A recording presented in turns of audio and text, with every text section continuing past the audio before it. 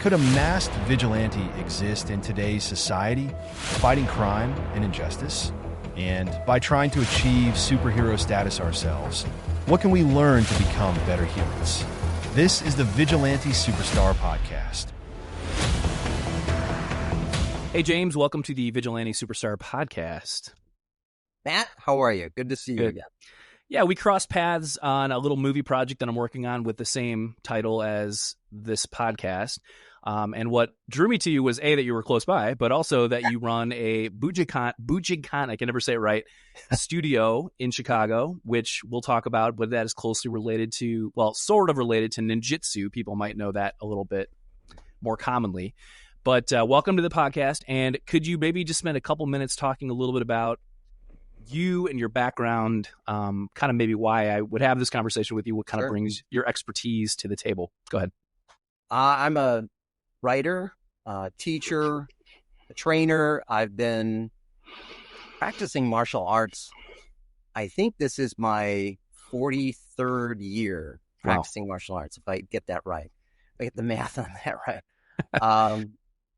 And I used to live in Japan for several years. I came back about 25 years ago, and since then, I opened a studio and was just trying to really proliferate the word, try to figure out my own place in training and figure out what I needed to know and understand about this stuff, and then try and pass it on as best I could as it was passed on to me. And since then, I really dove into the philosophical side. I got a master's degree in ethics. I wrote a book, The Protector Ethic, and that came out in 2018. And since then, I've written several other books. In fact, I just finished up a novel, my first thriller, and I'm shopping that around. Wow, cool. And I'm trying to make that work. So there's a bunch of different things that are kind of happening, and there's things happening behind the scenes a little bit. Got some things in the fire I'm waiting to hear on. So hopefully something will pop there. Well, congratulations on the books, because I know what it's like to complete a long project. You've done it multiple times, but yeah, congrats. Hopefully that goes well for you. So what brought me to you initially was, and I actually went to your dojo in Chicago, was part of the movie is about, could a Batman type character exist? And one of the ways that it's approached in the Christopher Nolan movies is that he studies to be a ninja, essentially. And so I was looking around for a ninja, in quote, if you can't see me, air quotes. And they're not super common to find. And I know that when we talked on the phone, you were kind of like, we don't like that term very much. Like, we don't love, if I'm remembering that right, you were kind of like, yeah, we practice this martial art. We don't really like to be known as ninjas, but I think it's part of it's part of the conversation. It's kind of a fun conversation. And I actually learned a ton from you in the hour I was with you, hour and a half. So you, if I'm getting this right, I think you're a pretty high ranking I always say this wrong. It's Bujinkan. Yeah, Bujinkan. Bujinkan. Okay. Practitioner. I believe you're like a 10th Dan. Is that correct? It goes higher than that, but basically I have all the ranks. Okay. It's the ranking in Bujinkan is slightly different than other schools. Just like it's slightly different in a lot of different ways from other schools. So the kind of funny part of that conversation was, I was like, are you a ninja, James? And you're kind of like, well, because there's a lot to that, and there's a lot of historical. So why don't you talk a little bit about, just for people listening, what is that martial art specifically? I think it's part of, I'm going to try to remember this correctly, I think there's 9 disciplines. Am I getting that right? Underneath just the banner of Bujinkan? Yeah, the way that I kind of explain it to people is like this. Modern martial arts look like karate or taekwondo or judo or something like that. They're all kind of separated out. Like, this is a kicking art. This is a grappling art. Here's kendo, which, deals with swords and things like that. Right. Back in the day in Japan, hundreds of years ago, there was not that separation. So if a school, or rather a lineage, was considered a school, it did all of those things, probably in different ways. They grappled, they kicked, they punched, they used weapons.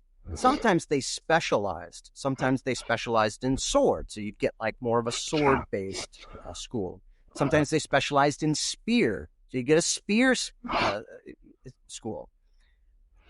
The issue then was that people would cross-train in these different schools under people who were licensed to teach those various lineages. And then you could get a license as a samurai or a warrior and say, look, I've got, this school and this school and this school, and it would become part of your pedigree. It would become part of your aspects of being a warrior. So when you go and applied for a job somewhere, you could say, look, I have all these things and show everything off. Yeah. What the Bujinkan is it's descended from a fellow named Takamatsu. Hatsumi is actually the progenitor of the school. Masaki Hatsumi is the guy who he founded the school in the early 70s, but he was studying under this man, Takamatsu. And Takamatsu is the man who inherited these various schools and had this really storied life. He traveled to China and did all this crazy stuff, like the death dueling, the bodyguarding, fighting with swords, all this kind of stuff. Comes back to Japan, and in his early 70s meets a very young man who was in his mid-20s, Hatsumi. And Hatsumi is really interested in what Takamatsu knows and how he knows it. And after an initial meeting, Takamatsu says, okay, you're not so much of a nerd. I'll take you on and teach you what I know. Well, this begins this 15-year relationship between the two of them, and where Takamatsu essentially passes on everything he knows to Hatsumi. Okay. And then Hatsumi takes that, begins his own group, starts to pass this on in these various ways. What accounts for the ninja or the ninjutsu part of this is that some of the schools that Takamatsu inherited are supposedly descended from these ninja type traditions. Not all of them, but some of them. And they're quite esoteric, quite frankly. I mean, they deal with weather prediction, strategy, some tactics in terms of maybe battlefield strategy or things like that. Every once in a while, they'll touch on something that's much more, like personal, like individualized, like certain weapons. Like you've seen the climbing claws, not really climbing claws, but they're like, claws that you wear in your hands to catch swords or something. Shuriken, which is the throwing blades that are highly associated. Many people use those, they weren't all ninja. And there were other things like that, like rope dart kinds of weapons and things. And so they, hundreds of years ago, Shinobi no Mono, which is what they were really known as, proliferated themselves as being intelligence gatherers. They were kind of guerrilla warfare fighters, things like that. And really were very good at their job. They were kind of a counterculture to the samurai culture as it was known back then. And they were really at their height in maybe like the mid 1500s or late 1500s. And then there was some internal strife. There was this kind of great civil war at the time. Oda Nobunaga was rolling through the countryside and killing off all these folks. But they were kind of a threat in the sense that they were very, very good at what they knew how to do. Lay siege to castles, sneak in, cause havoc, things like that. Collecting intelligence, and these network of spies were all over the place. And so it really became a kind of very storied history. Yeah. And that's where it's descended today in how people think about this stuff. And, you have these buzzwords today like, oh, he's so ninja about X, Y, or Z, because now it's like you're a prolific expert in whatever, X, Yeah. And so it really becomes a very interesting way to think about things in terms of the training that we do, because the schools, as they're known, covered all kinds of weaponry, all kinds of means and ways of moving, tactics and strategies about how to think about conflict and whatnot. And what we've done today is kind of update, instead of being about sneaking around and battlefield practicality or something. What you're really talking about today is the individual and how to make the individual better by introducing them to means and ways to deal with conflict. And like I wrote about, to become a protector, become a protector of yourself and extend that to others, whether it's people that you know and love or strangers or even your enemy, if you can. Yeah, I think I want to move on to other topics, but I think a couple fascinating things I think you told me. We see these movies like Ninja Assassin, and we think of these like superhuman fighters, and how really that's been very Hollywoodized. They were more like I think you said they would sneak into a castle, they wear peasants' clothes to gather intelligence, they would lay in one position for a long time to wait, Sure. They weren't necessarily, and they would wear dark blue. We always picture them in black because navy blue or a dark blue actually blended with the night better. There was a lot of fascinating things in there. And, it's obviously really, I know when I was growing up in the 80s, I'm sure you remember some of those really cheesy, just, Bad Blood, really ridiculous ninja movies that always had the same actors. And they were fun in the 80s. I remember they were really cool to watch in the 80s because of this mysterious, almost superhuman fighters, but more almost like, I guess, espionage, spy, probably could fight, right? And take care of themselves and new weapons, but really were like, hey, we need to know how many men there are in this army. We need to know what siege weapons they have. We need to know. And is anyone sick? Is anyone sick? Is there a plague? Is there whatever? Mm-hmm. Yeah, that's fascinating stuff. Okay, so let's move on to a couple other things. So we're not, because we could probably talk about that all day. So you're big, even philosophically, on just being a protector. I mean, that's kind of your I think you do some de-escalation stuff with police, and you've taught some of those things. If I'm getting that right, in society right now, I think what I'm seeing, you're seeing it too. I think people are becoming more and more shy to intervene, to become protectors. Why do you think, I guess now, even compared to 50 years ago, when I think, if I can say this right, maybe men were more willing to stand up, I feel like now we have a tiny part of the population that's served in the military. We have a lot of people who don't know what it's like to serve other people. We're a very selfish, self-consumed society. But what do you think is the reason why we're not seeing, when things happen, in cities, or someone's on the subway or someone's in an alley, like, why are people so hesitant now to stand up? Well, I tend to look at these kinds of, this is a big question. I know. Try to consolidate it if you can. Yeah. I know. It has, I think, a big answer, which is that all of these, everything is connected. Yeah. In these various ways. The takeaway, I think, is this. There's lots of reasons not to stand up and protect people when they need to be protected, which is when they can't protect themselves. There's lots of reasons not to do that. Mm-hmm. But the reason to do that outweighs all of that.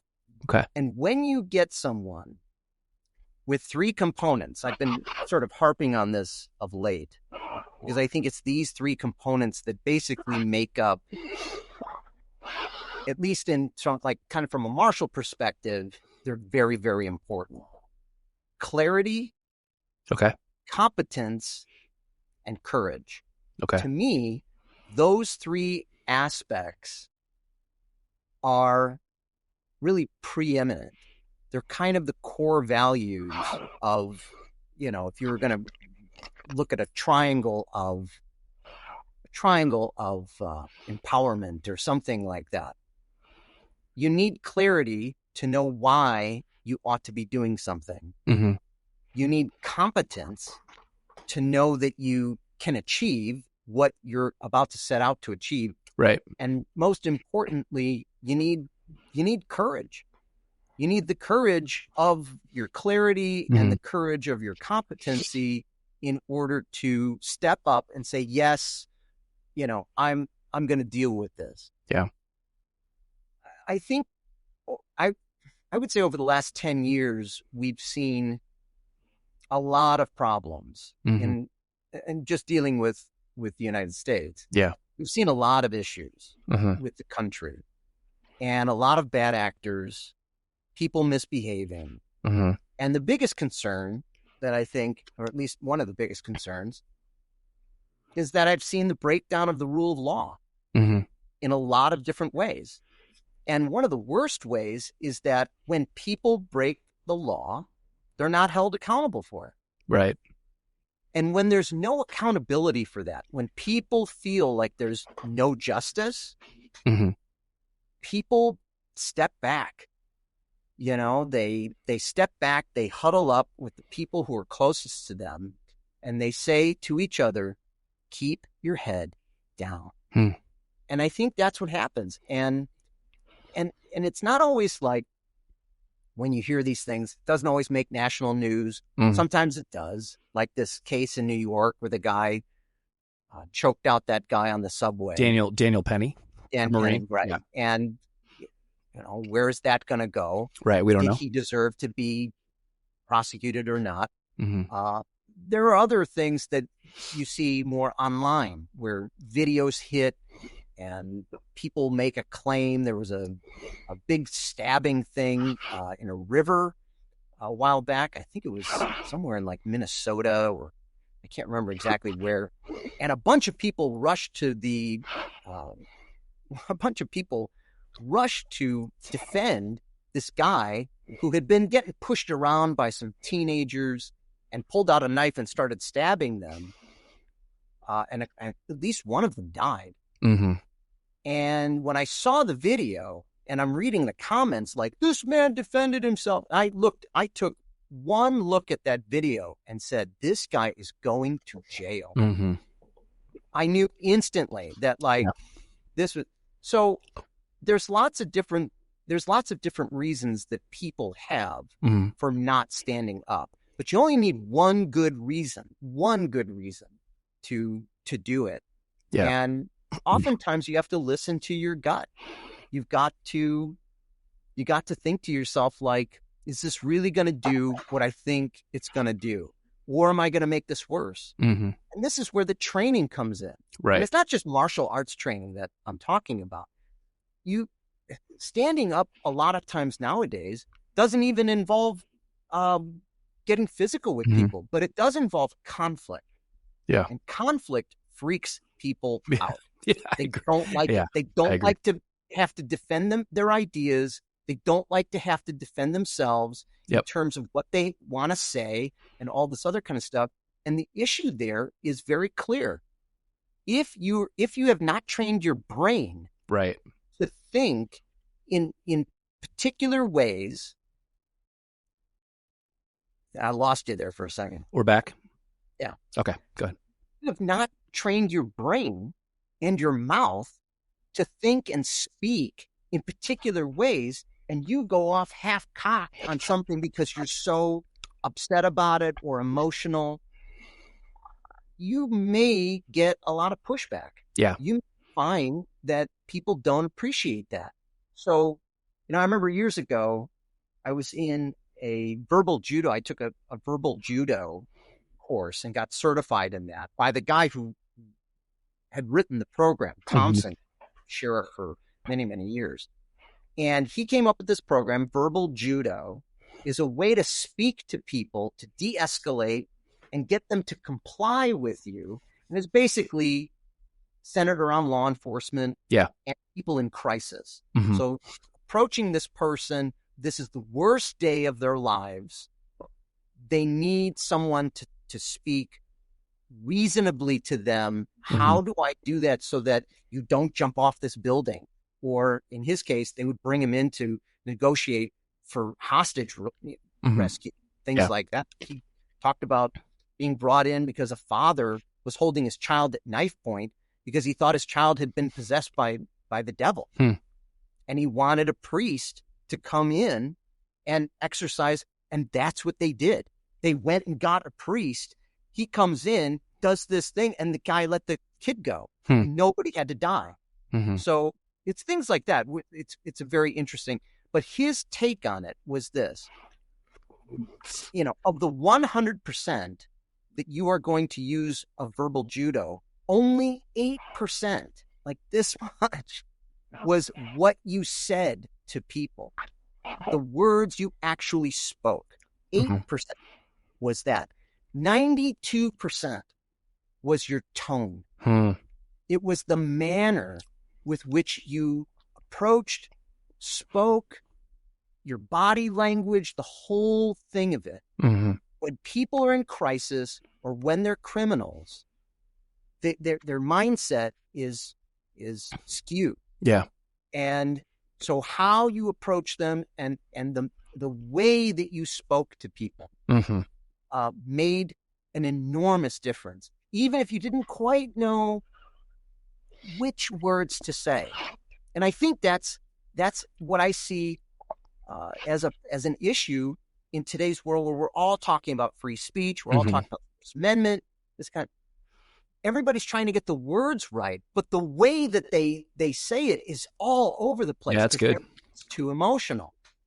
Yeah. You got to bring it down. You got to center yourself, whatever, take some deep breaths, and then try to speak more reasonably in a tone that you would appreciate to be spoken to. Yeah, that's good.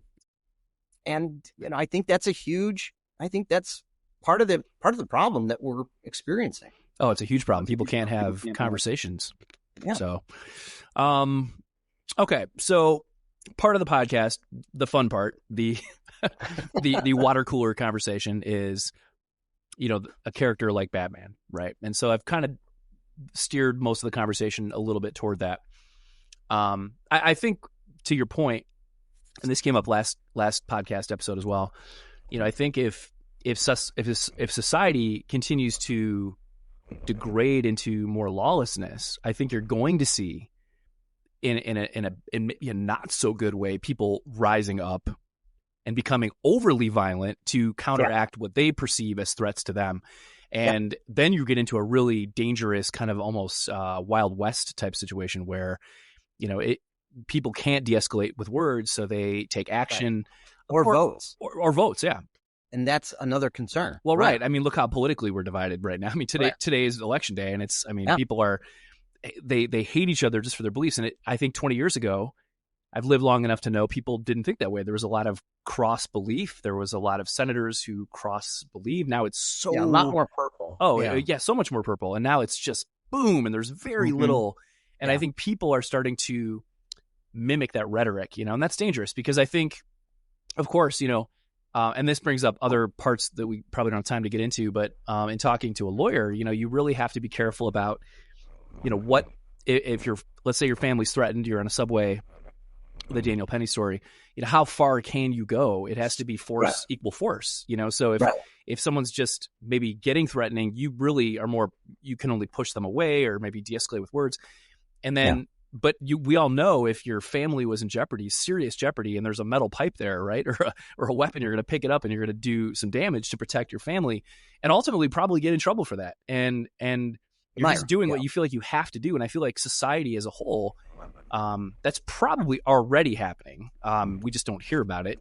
But if you live in a neighborhood that's very dangerous and you see some people threatening your family, I'm sure violence creates violence. And so certainly not advocating that, in this Batman discussion too, but I think that's all part of it. So to kind of move this a little bit that way, so Batman is the most grounded he's a billionaire and he's got all these crazy gadgets, but he's just a trained guy who spent, I've looked this up, of course, in the Christopher Nolan movies, it's 7 years, but most like comic people say, 10 to 12 years of training, which mathematically that puts him at almost 30 by the time he's becoming Batman, right? But why do you think we haven't seen somebody like this? I mean, what would it take to be someone like that? I mean, obviously this person's larger than life. They have to have some of the physical traits. I mean, training's great, but I think if you're built like a cross country runner, I think it's a harder path. And how do you think it would realistically look in society now with all of the cameras and social media and GPS tracking? And I mean, what do you think? I have my opinions based on a lot of interviews, but what do you think? Why hasn't someone like this risen up like a Robin Hood in a type of neighborhood? I mean, one more thing. I know we have people. Who's the major crime boss in Colombia? He was the show Narcos is made on him. Escobar. Yeah, Pablo Escobar. So he was beloved. Horrible guy, guy. But he was beloved by some of those communities, and it has that kind of Robin Hood. So was Al Capone. Yeah, Al Capone as well. I mean, and it, people that he would give to people, he would help people, but he would also murder people. Yeah. But there's a more extreme situation of like extreme vigilantism, like, oh, we're poor, so we're gonna do this, we're gonna take this, we're gonna take it back. But again, why don't you think we see more people like this? And as an extension to that, what would it take to get there? I mean, that's a whole another part of the conversation. I think it would be, I mean, just to approach it from a kind of blank slate standpoint, my feeling is this. Let's say you identify something in your midst, your neighborhood, your community, whatever, and you say to yourself, this is really awful. This is really bad. And it needs to be dealt with, and no one's dealing with it. Mm-hmm. What would you do, and how would you do it? And I think the answer there, and you've seen this in other places around the country and around the world, where people take it upon themselves to start documenting, to start recording, to surreptitiously or covertly record people, get them on video, so that something that was terribly obscure now is that you've shed daylight on it. Mm-hmm. And there is that part of it. And I think that someone who was going to take on the mantle of this would probably have to wind up doing that in some way. They have to collect enough intelligence, video, audio, whatever, photos, evidence, in order to then move in a more particular action-oriented direction, whatever that is. Whether it's just exposing it, sending it off to the press, right? It's going to publish it, or just getting it out, releasing it worldwide on the web, or something along those lines. Or in like a Batman case, where he says, "Okay, here's the fulcrum point of all this, and here's what it's predicated on. I'm going to attack that point covertly with extreme action, and I'm going to disguise myself and all this kind of thing, and cause maximum damage to whatever this, to bring it down, to stop it, any of this other kind of stuff. Like a ninja. Like a ninja, right? Right. But whether you could actually do that and remain anonymous, I think is a very tall order, especially in this day and age. I agree. I think that would be very, very difficult. I'm not saying it's impossible, because people obviously have done it. Well, and you have sorry to interrupt. You have criminals that get away with stuff and never get caught. Oh yeah. So it can be done. It's just criminals tend to be a couple steps ahead of the good guys typically. But yeah, to kind of agree with your point, in talking to a lot of guys who actually served in the military, in special forces, who had done covert missions, the general consensus when I would ask this question, which it was fun to ask those guys this question, they would say, well, I think you could do it. I think you could do it for a year or two.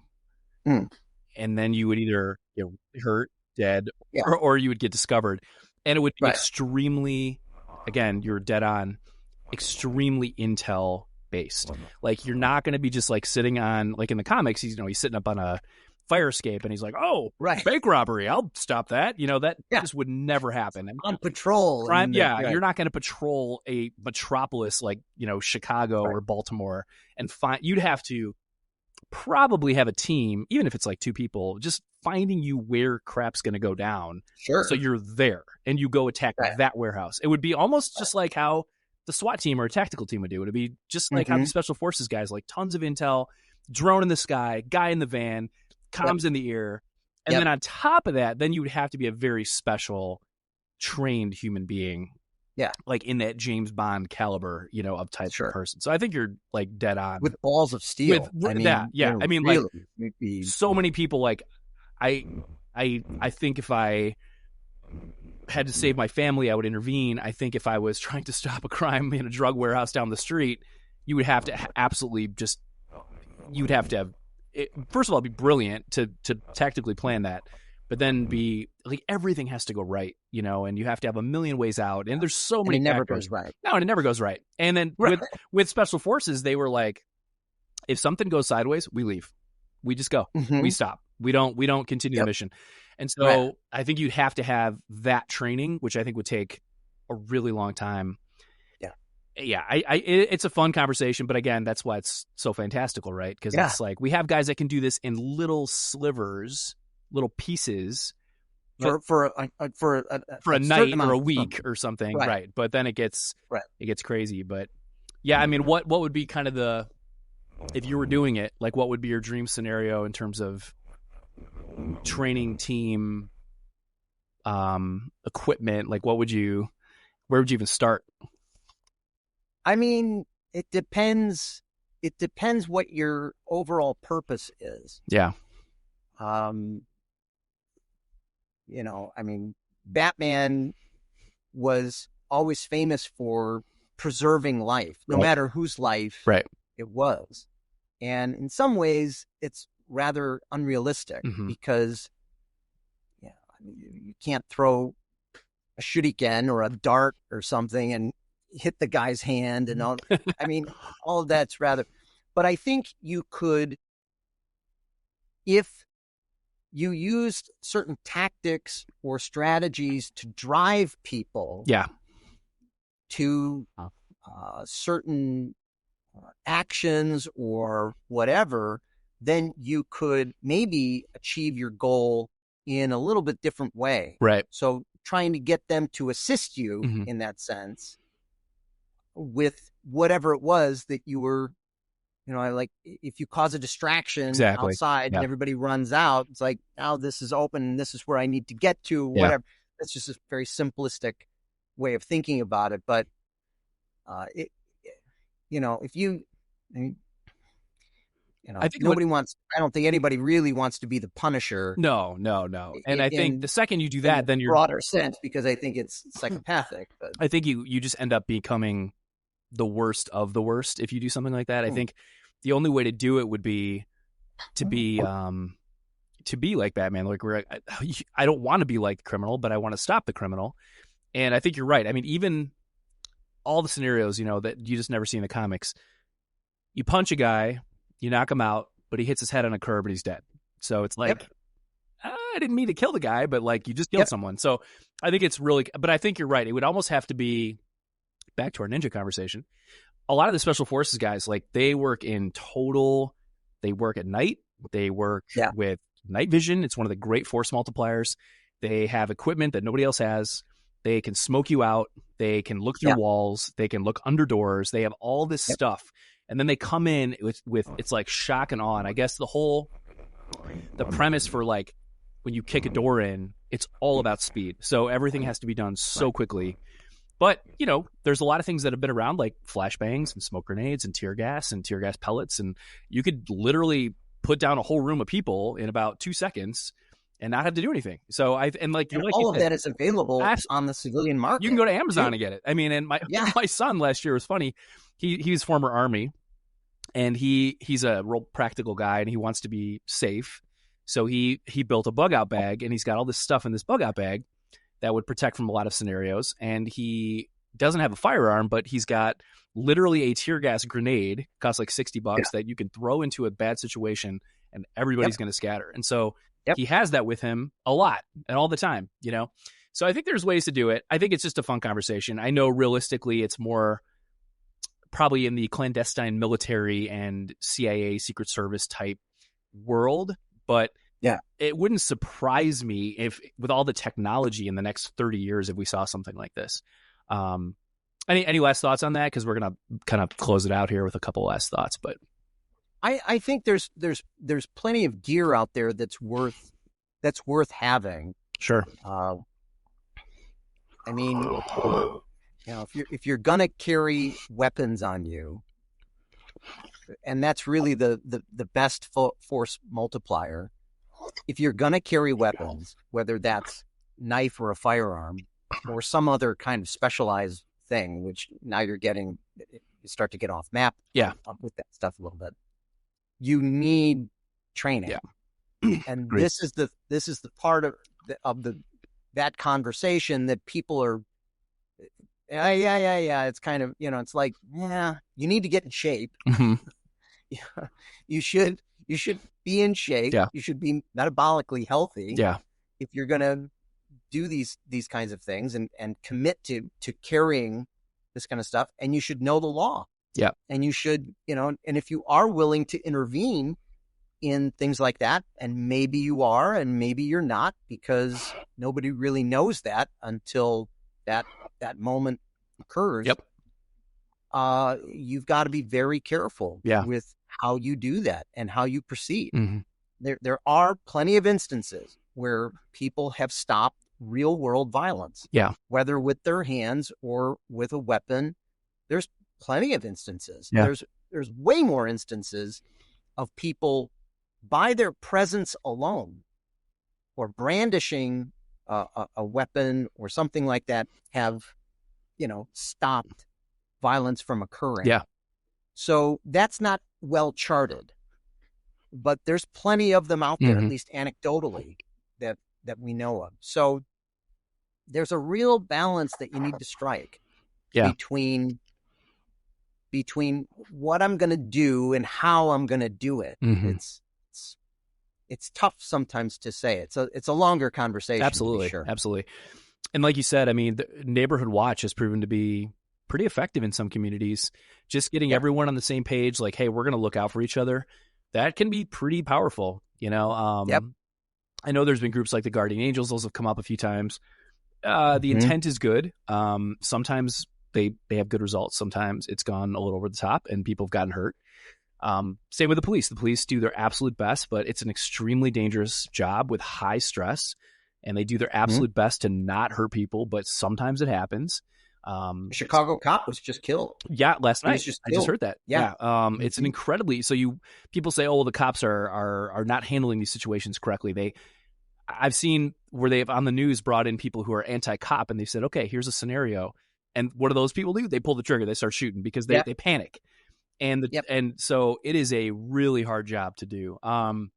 So everybody wants to live in a high trust society. Sure, of course.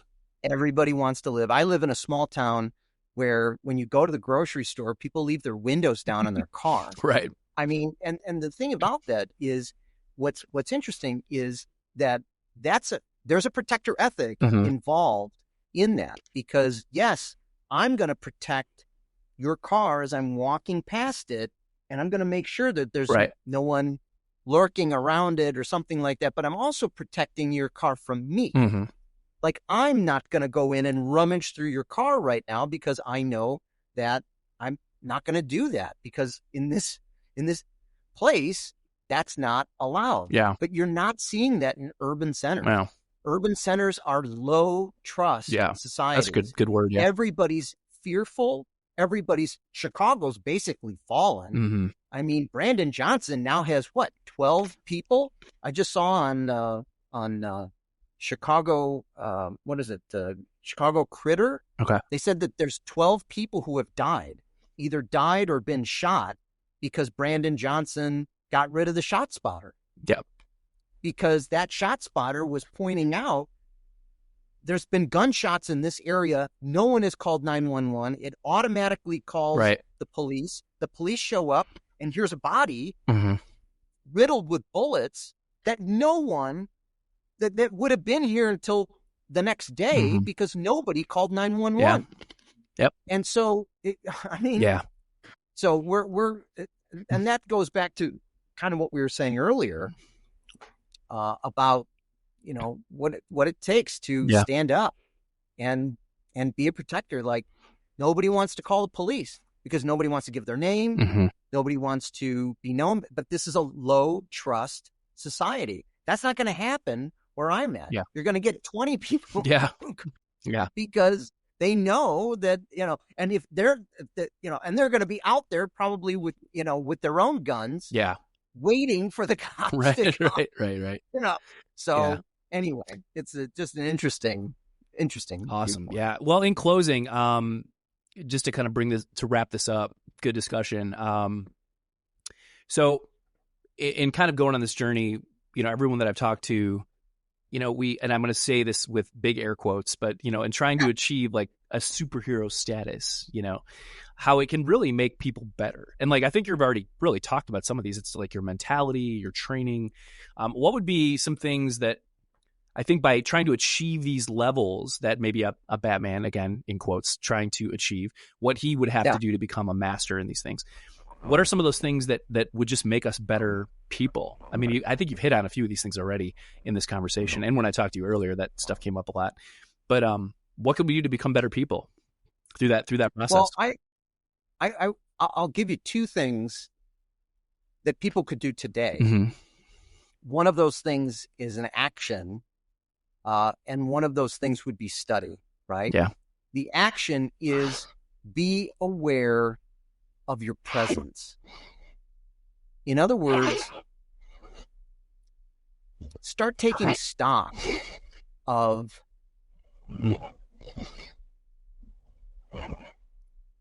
making yourself a part and making yourself seen in certain moments. Because it's oftentimes the presence of someone else who won't leave. Something's going on, something's happening, and everybody just kind of goes like this, or starts filming. And I don't know if I told this story, but many years ago, I was on a bus and I was just coming home from work and I'm reading a book, and the bus is doing what buses do, which is be loud and obnoxious, and the engine is roaring and all this other kind of stuff. And none of that bothered me because people are talking on their phones and they're having conversations and all this other kind of stuff. It was the middle of the afternoon. And then suddenly I realized that all of that had stopped, ceased. No more talking. People hung up their phones. They got quiet. And that set off my radar. And I went, what the hell is going on? And it turned out there were two guys at the front of the bus having an argument. In fact, it really wasn't an argument. It was an interaction. Okay. Did I tell this story? I don't remember. I don't remember the story now. One guy, they're on opposite sides of the bus and they're looking at each other like this. One guy is making faces at the other guy who is clearly like not all there. Yeah. And the other guy is watching this guy make faces at him, and he is freaking out. He is screaming at the top of his lungs, like, F you, screw you. I mean, like he's spitting mad. And they keep going. And this, like, the bus driver didn't say anything. This goes on for like minutes at a time. And it's clear that the guy who's yelling at the face maker is going to blow his top, get up and, murder this guy, whatever it was. So here I am sitting in my seat. I'm like, ugh. I get up, walk to the front of the bus, and I just stood there right in between their line of sight. Interesting. Okay. And I just opened my book and I just kept reading. And now they're doing this. They're like, he's making all these crazy faces, like, whatever. I mean, it was like bizarre. And the other guy's just like, screw you, blah, blah, blah. But now they're like moving around me. And I just stayed there, read the book. I just kept reading. And pretty soon it started to diminish until it finally stopped. Yeah. But I had to stay there and block these two from getting. And so by presence alone, that's good. It was enough to stave off whatever this weirdness was. That's really because good. They were both goofs. So that's the first thing. Like, be aware of just how important your presence can matter in a certain moment. Yeah, it's really good. That's the first thing. The second thing is start training yourself. And that's literally what it is, by listening to people who are speaking about concerns that are important to you. Listening to people who are smart and articulate, speaking about concerns that are important to you. In other words, learn how to speak articulately about the values that you value. And if you learn to do that, you can have intelligent conversations. You can bring down the rhetoric, the temperature of rhetoric. You can start to probe people and ask interesting questions and actually try to bridge the divide between people. That's good. But you have to train yourself to do this. This is not unlike, there's so much information out there. People could literally become PhDs with the amount of material out there just by studying, reading books, studying how people are having these conversations about the values that matter. And they affect all of us. All of these different values affect us in myriad ways. They're important. And as we move forward here, we're going to need more people to be able to have better conversations, because that's the only thing that everybody's always like, well, we need to have a conversation about this or a conversation. Yeah, but it just evolves into screaming, between people who are not trained in order to have those conversations. So you need to bring this down, and you need to train yourself. And the best way to do that is to, again, what values matter to you, and who do you trust to speak honestly, accurately, and articulately about these concerns. That's good. And if you do that and you watch that, you really can train up and sound a lot better. And probably make a difference in your little circle as well. Yeah, and I think too, just you train your mind, you train your body. You're an older guy like me, like you are fit, you know how to take care of yourself, you have studied martial arts for all these years, you're disciplined. So I think a lot of those things can benefit. Even just going through this process, like I'm 51, I have this incredibly strong desire since I started this process.